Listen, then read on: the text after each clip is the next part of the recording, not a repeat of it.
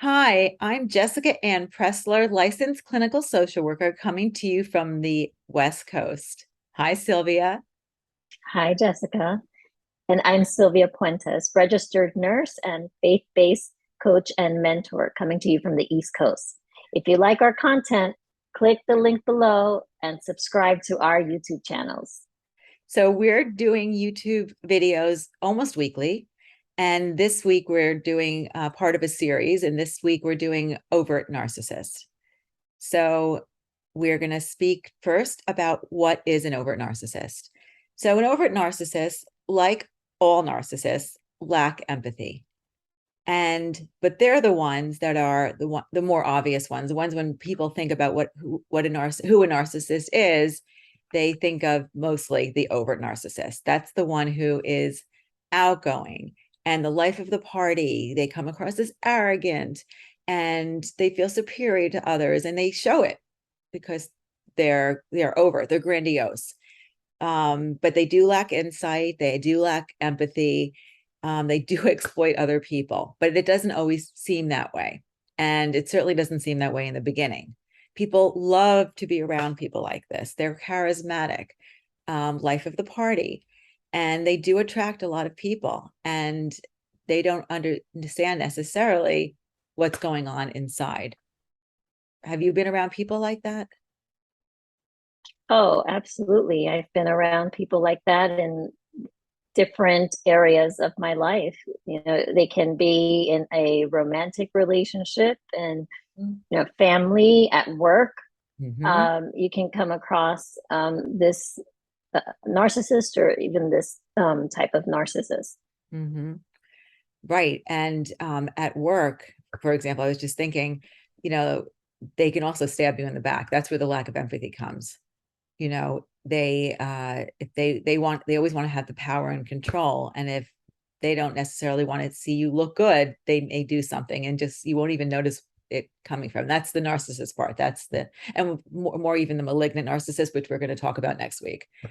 But a malignant narcissist could be overt narcissist, but they are fun to be around. And if you're in a romantic relationship with them, they're the ones doing the love bombing. They're the ones that are making you feel like you're, riding the ride, that you're their queen, that you're the best thing that ever happened to them.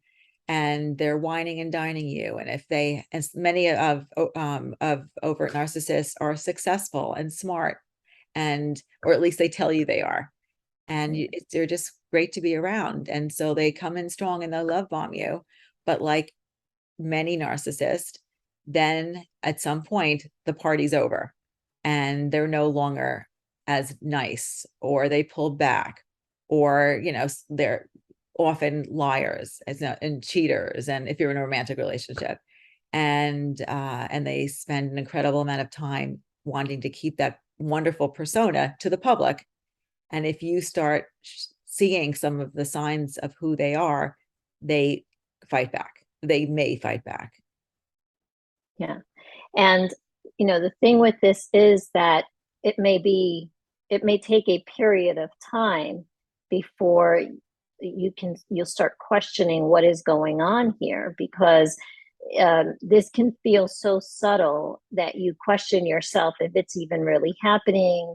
And that's why it's important to know and to recognize the red flags so that you can protect yourself, and create boundaries, and as we've stated, decide if this is a relationship that you need to stay in or not, because it can feel very confusing. Mm-hmm. Right. Because, coming on strong and being in this great romantic relationship, if it's healthy, will continue and only get stronger. But with the narcissist, one of the red flags is that they may come on strong, but then that person isn't always there. It doesn't isn't is not consistent. You may have this highs and lows. This trauma bonding may start happening, and that's obviously a red flag. People don't, shouldn't just suddenly change or suddenly become evil or suddenly become mean or suddenly become. And I think it almost feels, I can tell you as a victim myself, or I don't want to, we're no longer a victim, but in that type of relationship, it almost feels like an addiction because you're always trying to get back to that person that they were in the beginning. And if it's a healthy relationship, yes, things may not be, things level out in relationships, but with the narcissist, it could be this love bombing, and then he disappears, and then to come back again, and then he may disappear, he or she or they. So it just feels terrible, and Right. no explanation. You wonder, like, what did I do? Because, or hopefully you don't say, what do I do? I did. What did I do? Yeah.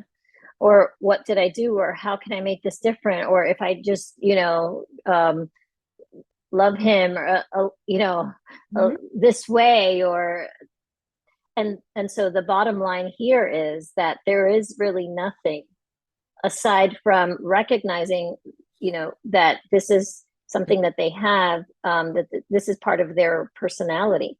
But there Right. is really nothing that you can do to change this. So that's why it's, you know, Agreed. create the boundaries and decide, protect yourself, realize that it's not a reflection of you, and decide if this is a relationship that you really want to stay in.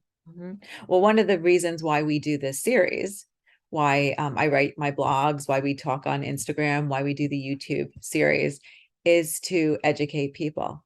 So, and help them understand what to look for and what a narcissist is, and really, why is this happening to me? Ideally, we want to help people avoid relationships, but if you're in them and you're confused and you don't understand, you need to know this is not your fault.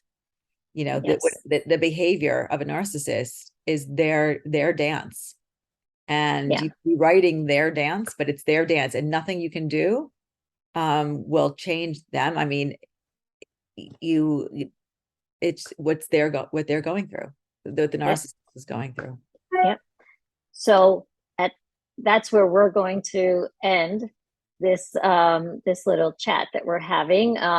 We know that these are very informative, and again, if you are enjoying this content, like and subscribe to our YouTube channels. And next week it's malignant narcissists that we're going to be discussing. See you then. Bye Bye. bye.